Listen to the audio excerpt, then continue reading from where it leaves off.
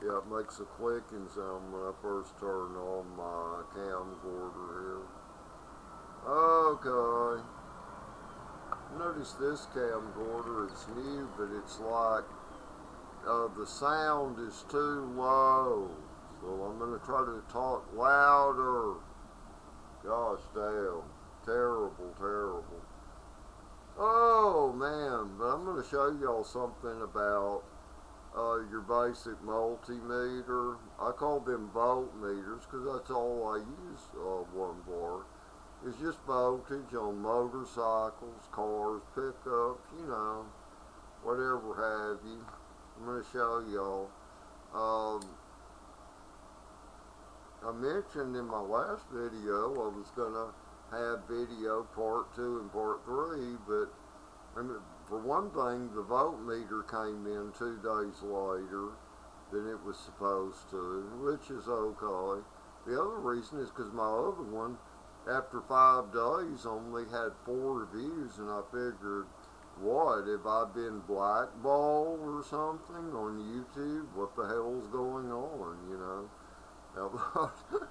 you know, but it finally started to get some views. I think it has 31 views now, but anyway, here's the new voltmeter I bought.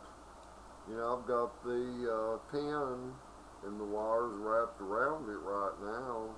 But this one, very good one. Like, let's put it right side up. I like the size of the monitor. It's nice and clear. As you can see, very nice and clear. I paid $9.95 for this on eBay. That's all I had to pay for it. And you can check out your car, your motorcycle, anything else you want to. Let's see, what's the brand of this? You know, A-N, A-N-E-I, no, wait a minute, A-N-E-N-G. It's probably Chinese, Japanese maybe, which is good. Okay, but also it takes a 9-volt battery. The battery came with it, so you have to put it in through the back, this part back here. Okay, I installed that, and then it has a little stand that folds out in the back, so you can set it down like this. On the front of the radiator shroud on your car or whatever. While you take your cables here, your pins, and test your battery and test your alternator. That's how she works.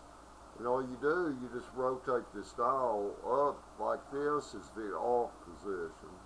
You rotate it and put it on number 20, which stands for 20 volts. That's for all cars and motorcycles, okay? It's easy to operate, people. You can get these for only less than $10. I mean, it's cheap. Everybody should have one, because that way, if you have to get a car jump started or whatever, once it's jump started, put these pins on it. The red one on the positive terminal, the black on the negative ground terminal on your battery with the engine running. Once you get it running, and see how many volts your alternator is feeding to your battery.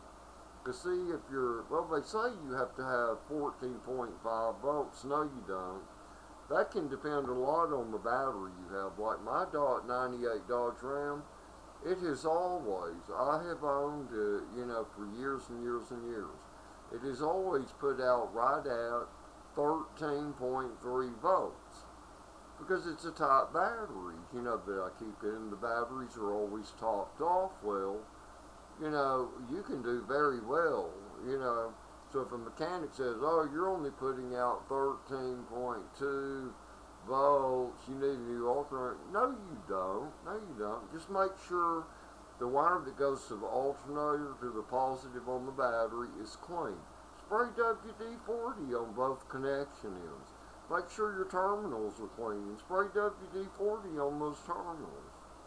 And make sure your connections are all tight. And you're going to be okay. Now, if they're any less than 13 volts while the engine is running, yeah, you need to change out your alternator. But otherwise, you're A-OK.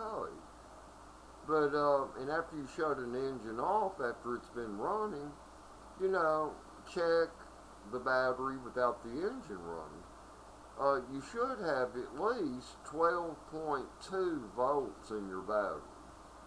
If you've got any less than 12.2 volts, either you've got a bad cell in your battery or the alternator's just not putting out enough. But like I said, if you're putting out over 13 volts when it's running, okay, usually if your lights are all turned off on the car, okay, and you run that car for, let's say, 15 minutes, if that battery's not at least 12.4 volts, your battery's getting bad on your vehicle. The way to tell if a battery's bad, like, okay, everybody has to sleep.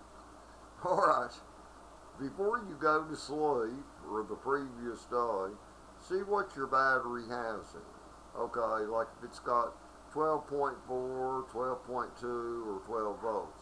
Alright, after you wake up and you get ready to use that car again, check it. If that has dropped more than a half volt, which from 12.4 volts, a half volt would put you at 11.9 volts, you've got a bad cell in that battery, and you need another battery, especially if a battery is over 5 years old.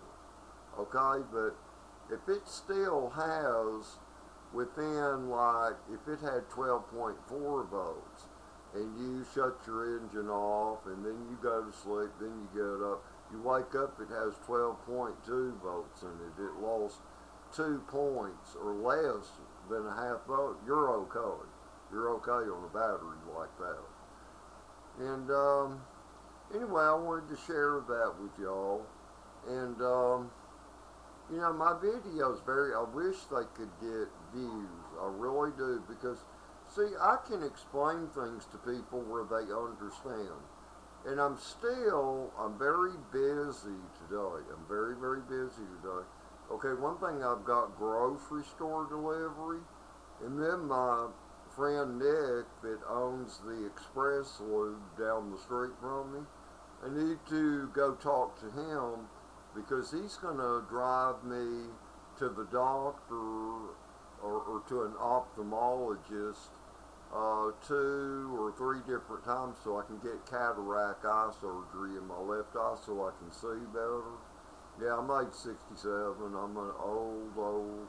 I'm an old panther tiger. How's that sound? Roar, roar. Yeah. But, oh God. And when I do my hands-on, I'm going to show y'all. I'm going to start my 98 Dodge Ram. I'm going to crank it. And I'm going to show y'all how to test it with the engine running and with the engine turned off. And then I'm going to check what voltage is in my battery on my 98 Dodge Ram before I start the vehicle and compare it to what it had yesterday. It had 12.5 volts in it, you know. That battery has lasted in that 98 Dodge Ram. Y'all know I put that battery in there in the year 2011. It's an AutoZone Duralast. I put that battery in there in 2011. Y'all realize that battery's been in there for 12 years? Man, that battery has lasted in that Dodge Ram. And no, it's not due for another, because I took the caps off the top. I was about 3 months ago, and man, those cells are clear. You know, when the plates start disintegrating in those, which can happen, those lead plates, you can see it because the electrolyte in the water will get murky. But when it's crystal clear, that cell is okay, people. That cell is okay. But anyway, let me get this video on the internet. It's a shardy but goody, or whatever. And after this today, I think I'm going to make a video and try to tell people about some spiritual things they need to know about people believing this bogus garbage nonsense, thinking there's haunted houses and all this blah blah. No, people, there is no such thing as a haunted house, and I'll explain to y'all why. But anyway, Jesus Christ is your answer, people. And I do believe the end is near, or actually the beginning of the end. I think it's very close. Jesus Christ is the answer. But anyway, later, people.